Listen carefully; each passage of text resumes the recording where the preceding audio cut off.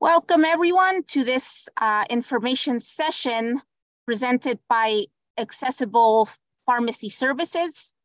We are currently in the process of letting people into the meeting, and we're going to give it a couple minutes and we will get started shortly. So thanks for joining us today.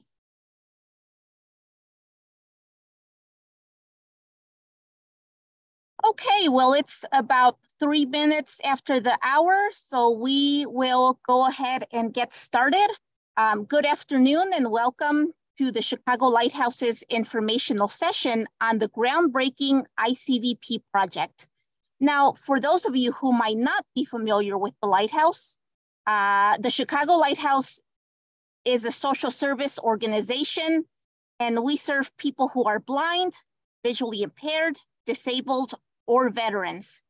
We serve these communities through programs in low vision rehabilitation, education, and employment services, as well as independent living services.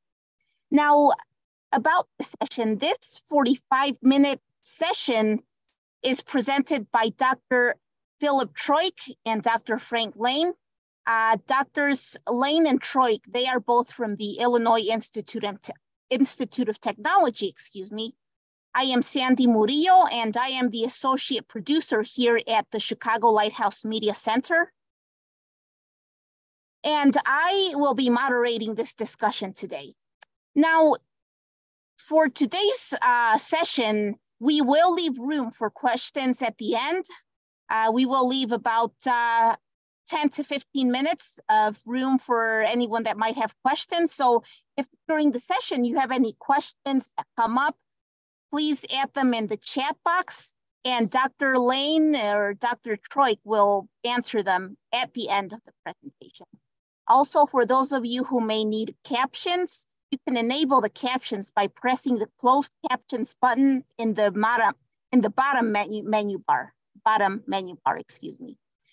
Now, we have hosted several information sessions and interviews about the ICVP, but in case you are tuning in for the first time, or you are learning, or you are here to learn more about what's new with the ICVP, well, the ICVP stands for the intracortical visual prosthesis. And Drs. Troyk and Dr. Lane, they will be sharing information about it and how you can learn more, and also about how you can get involved in this project. Now, without further ado, let's get started. Dr. Troyk and Dr. Lane, welcome back, and it's great speaking with you again. It's great to be also with you again here, Sandy, and with my colleague, Dr. Lane. And I can briefly introduce myself, and then Dr. Lane can do so. And then we can tell you about some of the exciting things that have been happening on the ICVP project.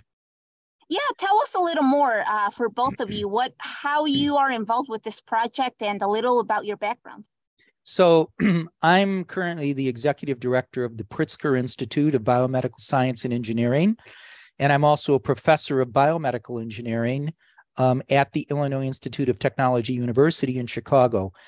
I'm very pleased and proud to be the leader of an 8-institution team that has, for over 20 years, developed technology for clinically testing a novel brain-based implanted electronic system called the ICVP, whose purpose is to look at implementing artificial vision for people who have profound blindness. Frank? Yes, my name is Frank Lane, and I'm the psychologist in the group. I'm also one of the co-principal investigators of the study. And I've been working on this project since 2009, trying to understand potential participants in this study, why they would be motivated to have prosthetic artificial vision. But specific to the study, I'm involved in recruitment and also assessment. And I also run a support group for participants in the study. Now, back to you, Dr. Troyk. You know, we've mentioned the ICVP several times already in these few minutes, but for those who don't know what it is, can you explain, first of all, what it stands for and what it does? Sure. The ICVP is a short name for the intracortical visual prosthesis. Intracortical just means that it has connections that actually penetrate the cortex. And the cortex is the very upper layer of the brain. It's only 2 millimeters thick. It's an implantable system of miniature modules that are called wireless floating microelectrode arrays, or WFMA for short. And in our current trial, these are implanted in one side of the brain, in the visual portion of the brain, which is located just at the back of the head on both sides of the brain, just above where the head bends in to join the neck. The WFMA modules are about the size of the bump on the top of a AA battery. So they're about 5 millimeters in diameter and about less than a millimeter thick. And they're wireless, and they act like a miniature cell phone network that can be placed in the brain, through which we can command them to electrically stimulate the vision area of the brain through miniature electrodes. Each WFMA has 16 miniature electrodes that penetrate this 2 millimeter layer of the brain. And the electrodes are so tiny that the tips of those electrodes could be placed on a human hair, and you could put about 10 of those electrode tips on the tip of a human hair. So these are very, very tiny electrodes, highly engineered. And the purpose of this whole system is to attempt to take visual information from a camera, like a video camera, and communicate it directly to the brain, bypassing the eyes and the optic nerve for people with profound blindness, to provide a crude type of artificial vision. We have 8 institutions participating in this project. It's a pleasure to lead them. And they include the Illinois Institute of Technology, where I am at and Dr. Lane is at. The Chicago Lighthouse, our partner that is just really a superb partner for this project. The Rush University Medical Center, Johns Hopkins University, and the University of Chicago, not to name all of the groups. Now, going back to the wireless implant, to the modules, just so that people are following us, when you mentioned the WFMA module, is that just the module that contains all of the electrodes, or is multiple modules implanted? Yeah, each WFMA module has 16 electrodes. Mm-hmm. And a group of these modules that's implanted in the brain makes up what we call the intracortical visual prosthesis, or ICVP system. Mm-hmm. Great. Now, for Dr. Lane, what is the expectation of the implant's effect on a patient? You know, in other words, and I think this is such an important question for people to know, what can the ICVP do and what can it not do for someone who is blind? Well, that's a great question, Sandy. We hope that the ICVP will be able to provide crude artificial vision for people who have no light perception, and that perception will assist with navigation and other visually guided tasks to improve independence and safety. It's meant to be used in combination with other devices like a white cane or a leader dog. And so the combination of the two, we believe, is going to improve visual perception. It's not going to restore normal vision. So what we hear from individuals who are blind is that they would love to be able to read a newspaper or drive a car or see the face of a loved one. And it's not designed to do any of those things. Users won't be able to clearly see faces. The vision will be very crude. And it's been described by Dr. Troyk as looking at the world through a kitchen colander that you use to drain noodles, and you actually have tiny holes of light that you will use to identify objects. You know, and it's very important to make that distinction, because people, you know, really need to be aware of what it can and cannot do. So thanks so much for that, that in-depth explanation. In-depth, but simple in a way. Sure. Now, for anyone that just joined us in this information session of the Accessible Pharmacy Services Health Expo, we are with the Chicago Lighthouse, and we are speaking with Dr. Francis Lane and Dr. Philip Troyk, and they are both talking to us about the ICVP, the Intracortical Visual Prosthesis Project. Now, I do want to remind everyone that if you have any questions for us about anything that you've heard, or if you come up with any questions during the rest of the session, please add them in the chat. And if you do need closed captions, you can press the closed caption button on the bottom menu bar.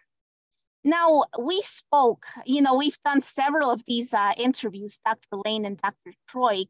I remember we've done several updates in the last few years. And since we last spoke, I believe it was about 1.5 years ago, you actually have a, excuse me, since the last time we spoke, you've successfully implanted someone with the ICVP device. So what can you tell us about that? So this has been a very exciting year for us in 2022. The project origins actually date back to 1970 at the NIH. We assumed the leadership of the project in 2000, and we've now been working for over 20 years to develop the technology to a point where it was safe, it was FDA approved for a feasibility clinical trial, and we could actually make the step of putting this interface into a human and learning how well it performs and what it could do. And in February of 2022, we successfully implanted 25 of these WFMA modules into our first participant's right visual cortex. Of course, as I mentioned, each of these modules has 16 electrodes that can activate the brain and potentially provide the participant with visual perceptions that are sometimes called phosphenes, spots of light that your brain perceives. With 16 electrodes and 25 modules, we have 400 implanted electrodes. That's not a lot compared to the 10 million biological connections that you have there, but it's more electrodes than anyone's ever had. And so far, more than 100 of the implanted electrodes, when we stimulate them individually, provide the participant with some distinct phosphenes, and many others, when stimulated in larger groups of 2 or 4, provide additional phosphenes. And these perceptions can appear as either light or dark spots, because as we know, people who have vision loss have sometimes background vision noise. And they can appear as complex shapes, or they can even appear as things that are moving. And our first challenge has been to create a map so that we know where in the person's vision field each of these phosphenes appeared. And then we're looking to use the map to create simple geometric shapes that our volunteer can interpret. And so far, with shapes we've created in the computer, we've been able to have the participant identify a line moving in one direction or in another direction. And now we have prepared a more detailed map that will allow us to investigate whether we can feed live camera, video camera imagery to the implants, which are completely wirelessly communicated with over the scalp. It goes without saying, we're very pleased with these initial results. The technology has flawlessly functioned for these past 9 months, And we're now at the point of being able to look at the very first preliminary experiments on how artificial vision might be implemented. Now, with the participant, from his perspective, and I realize that it might be too soon to really tell, but what has his experience or reactions been during the test? His or her, I'm sorry. Yeah, so far, Sandy, the reaction's been very positive. The participant that is currently in the study is very curious. He is engages the ICVP team in questions on an ongoing basis about the device itself, but just the way we wanted someone who would participate as part of the research team. He's very interested in that. I'm sorry, the participant enjoys being engaged in pioneering type research. And so we like to think that we had set forth so many different criteria that we wanted that would identify the ideal participant. And the participant that we have so far has really been ideal for us in terms of the study. You know, and that's actually the perfect segue, Dr. Lane, into this next part of the presentation, because I know that more participants are needed to take part in this project. But again, first of all, I do want to remind everyone that you are tuning in to the ICVP informational session. We are sharing information about the intracortical visual prosthesis. And today we are speaking with Dr. Frank Lane and Dr. Philip Troyk from the Illinois Institute of Technology. And this presentation is presented by the Chicago Lighthouse. Again, if you want to leave any questions for us, you can leave those in the chat. And if you need closed captions, you can press the closed captions button on the bottom menu bar. Now, so Dr. Lane and Dr. Troyk, you know, you both talked about this first participant. And now that, you know, we can call it a success in a way because it, you know, the implant has been well received by the participant. So what are the next steps for the project? So we're still recruiting other participants. The clinical trial, as approved by the FDA, is designed to include up to 5 participants. And we've been very pleased to have our first participant. We are ready for more participants, and we are looking for 4 more volunteers who could qualify to be part of the study. And so, you know, and we will get more into the eligibility requirements shortly, but, you know, again, now that this implantation has been successful, you know, what is your hope? What do you hope this means for the future of the project?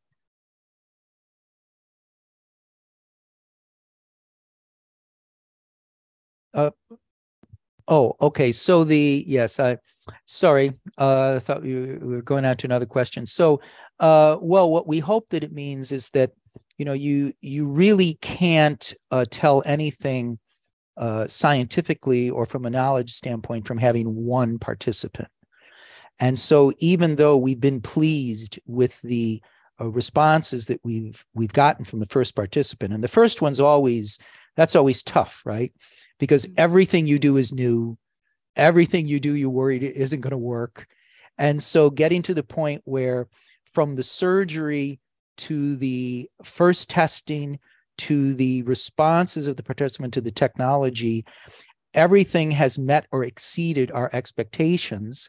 We're now at the point where right now we need to go on to more volunteers. That's really where our next step is. And we're anxious for people to learn about it and to contact us when, if they think they might be interested.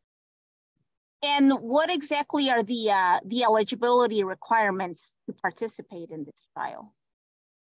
Yes, well, participants cannot have any light perception in both eyes, but they must have had vision for at least 10 years of their life in order for the visual cortex to sufficiently develop so that they have some residual visual acuity. Participants must be older than 18 and younger than 70. And there are other requirements for participants that we look for. So, for example, we want someone to be well adjusted to being blind. We want someone to have gone through some vision rehabilitation. We want the individuals to have reasonable expectations as to what the device would do.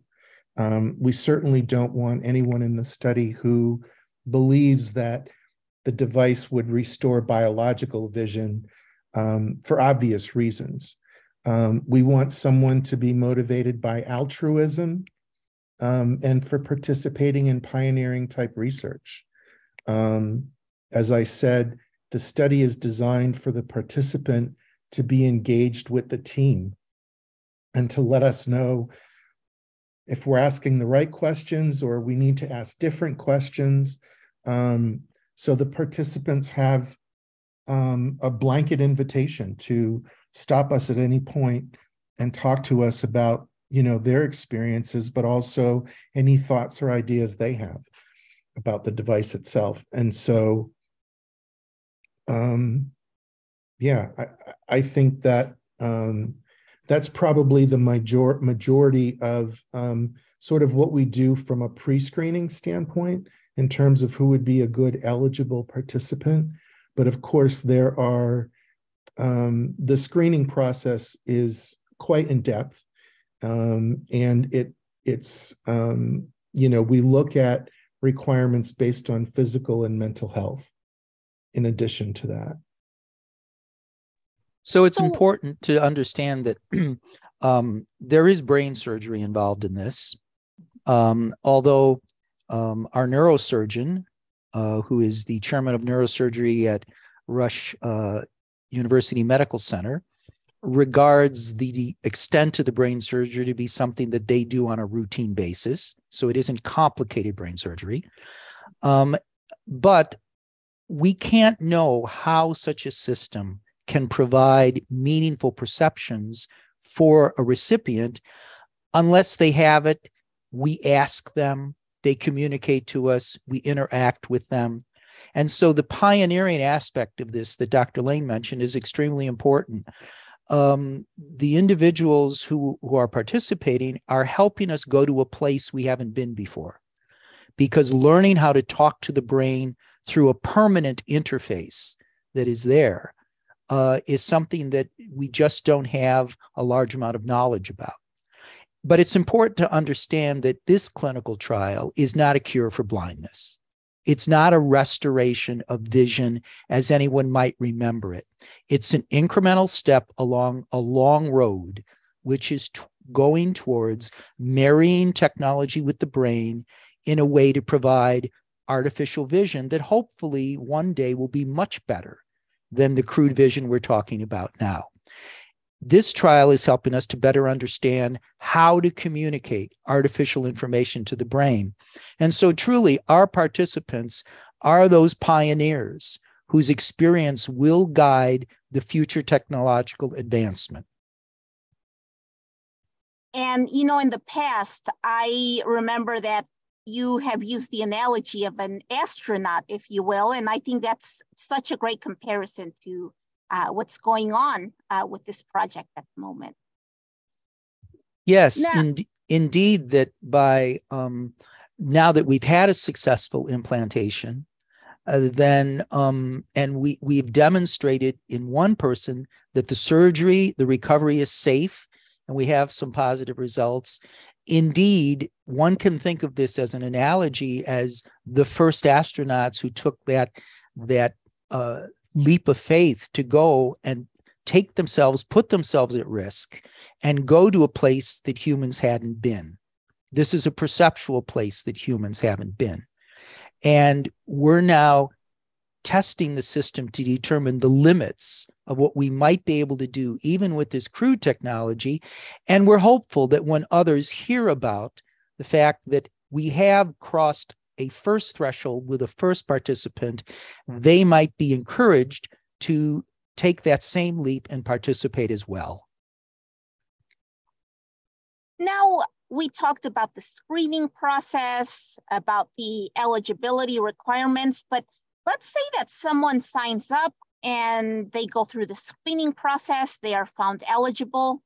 So what can they expect if they are found eligible to participate in the study?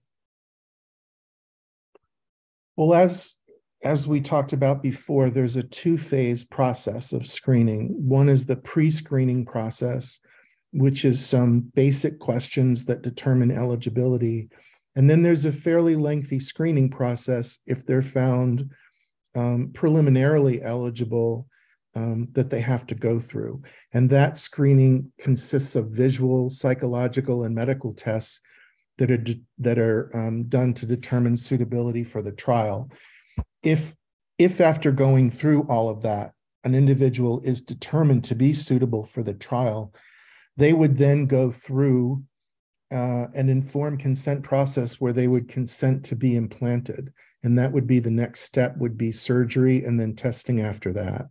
I don't know if you want to add anything else, Dr. Troyk. No, I think you've covered it well. And there's a detailed listing of the inclusion and exclusion criteria for the clinical trial that's on the clinicaltrials.gov website. And so Dr. Lane will be telling us here really how interested participants could inquire or sign up. And Frank, maybe you want to give that information to the people listening. Oh, please. Sure. We have a dedicated email address specifically for this project. And the email address is ICVP for intracortical visual prosthesis at IIT for Illinois Institute Technology.edu. That's ICVP at IIT.edu. And if you put in the email that you're interested in learning more about the study, having some additional questions answered, all you need to do is email us and we'll be back in touch with you and talk to you more about the study and answer any questions that you have. You can also go to the main webpage for the project, which is chicagolighthouse.org/ICVP. And on that website, you will find recordings of educational sessions, frequently asked questions, information about questions other individuals have asked and we've responded to them.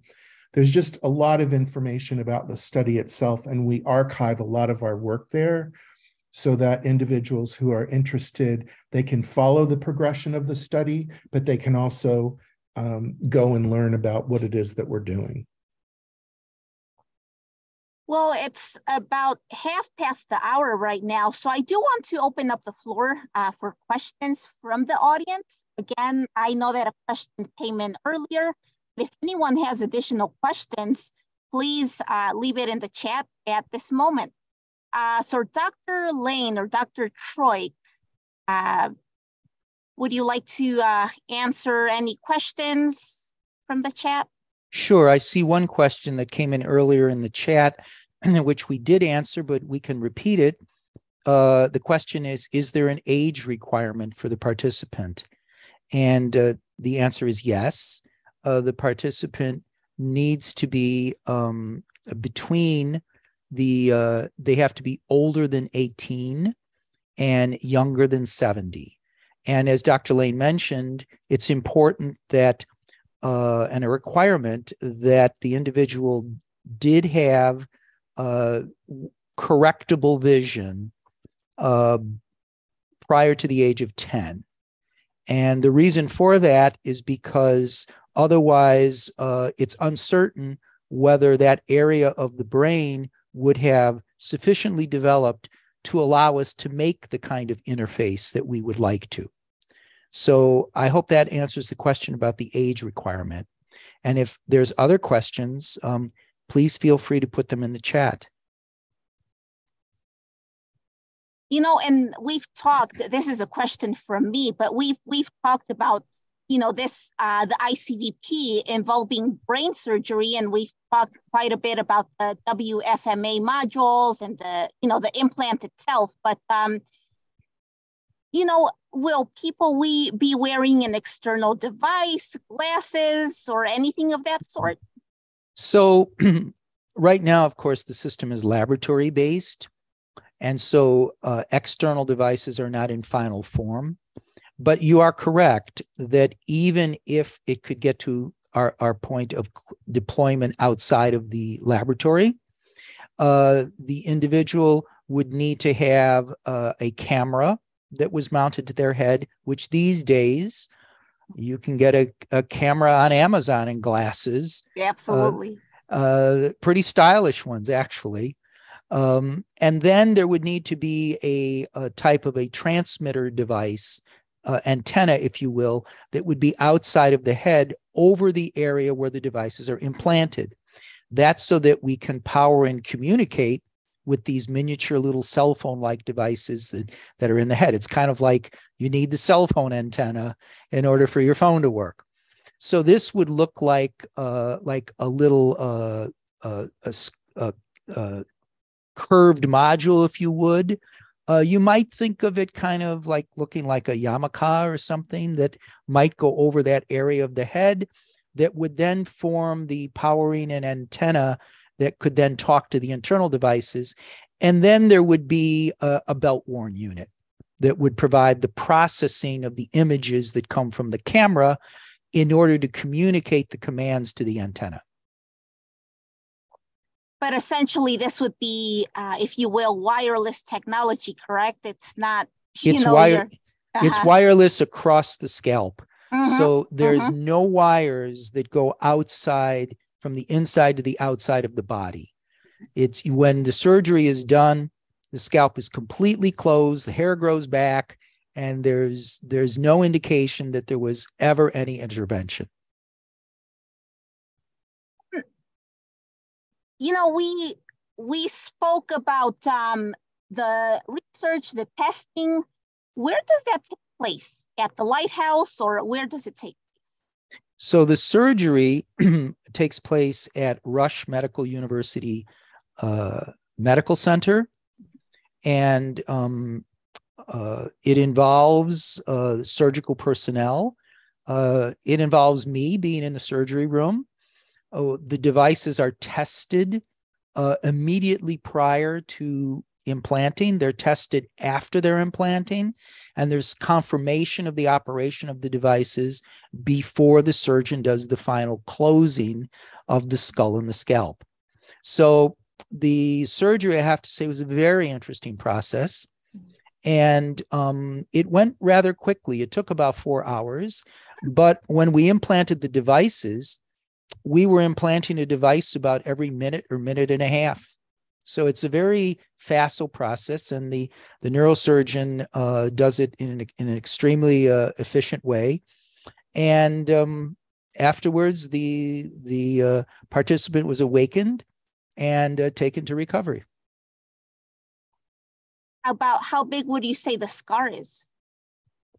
Well, the what's called the craniotomy, which is the area that's removed of the skull, it's about the diameter of a soft drink can, if you will. So it's about that size of a section of the skull that's taken out.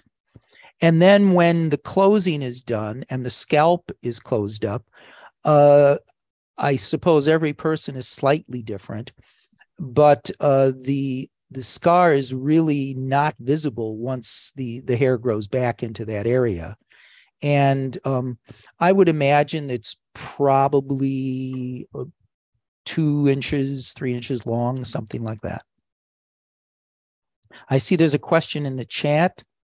How far away, geographically speaking, would you accept a prospective participant? Well, that's a very interesting question, because initially when we started the trial, we thought all our participants would be from the Northern Illinois and Chicago area. That turned out to be a little bit optimistic. So we are now considering candidates that are being evaluated from across the country. And we've even considered candidates who have been from other countries.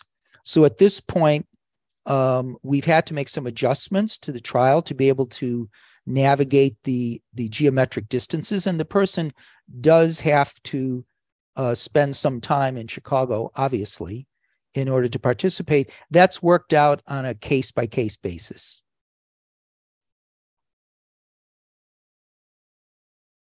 Great. So if anyone has additional questions, we have about 5 minutes or so.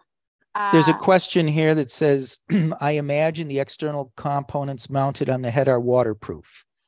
Yes, they would have to be, because all of the hardware that's used for this goes through a rigorous testing process at a laboratory, an external laboratory that is qualified to do medical device testing qualification.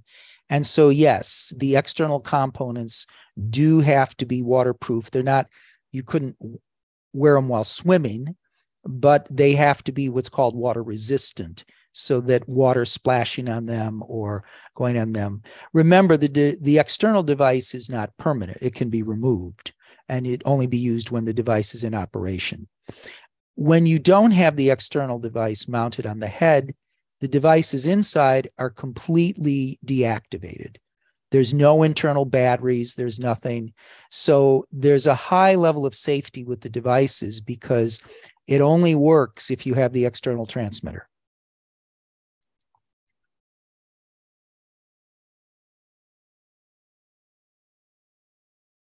Okay, well, we will, if anyone has any, Dr. Lane, did you have anything to add, or? No, I didn't. Thank you. So we have about 5 minutes or so, and we are still open for questions. We are about to wrap up this session, which, you know, I remember being part, Dr. Lane and Dr. Troyk, I remember being part in the information seminar back in 2017 or 2018, I believe it was. And I remember the room being full here at the Lighthouse. You know, there are so many people interested. And I remember back then, it was just a conceptual thing, if you will. And so for me personally, you know, following through in this project, you know, through these interviews and presentations, it's definitely been pretty neat to see the project move forward, and seeing that we have a participant. That's definitely in those past sessions, you know, we always had to answer the question, well, when will this come to clinical fruition for the trial?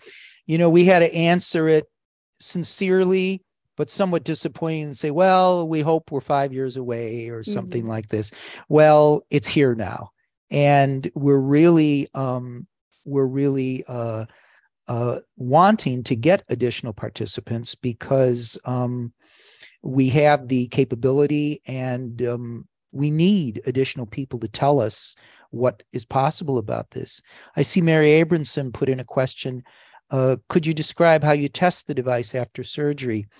Yes, the testing is, it's somewhat demanding, candidly, for the individual, because when you implant electrodes in the brain like this, you don't really know where the perceptions will be in their visual field when you stimulate. So we have to stimulate each electrode, and there's 400 of them.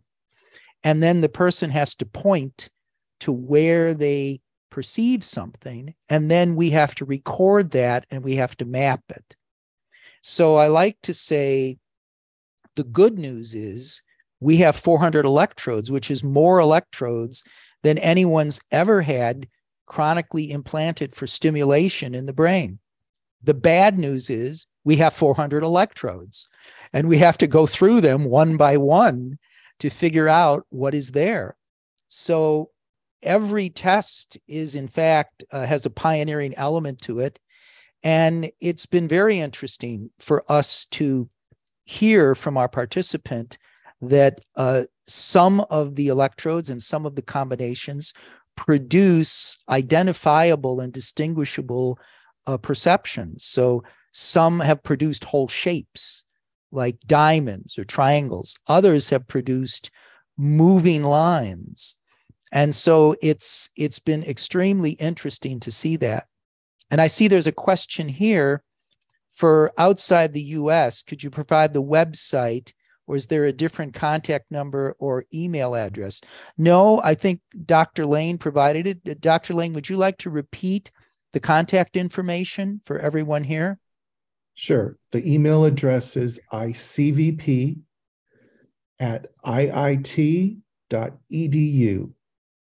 Again, that's icvp@iit.edu. And you can also learn more at the Chicago Lighthouse website. Yes, which is, yeah, and that address is chicagolighthouse.org/ICVP. Great. Well, we are just about out of time, but Dr. Lane and Dr. Troyk, I would like to thank you both so much again for your time. We hope that everyone found this information session enlightening and interesting. And again, if you want to find out more about the ICVP, you can go to chicagolighthouse.org/ICVP. We also posted the address on the chat. So thank you again, everyone, and have a great day. Dr. Lane, Dr. Troyk, thank you. Thank you for having us. Yes, thank you, Sandy.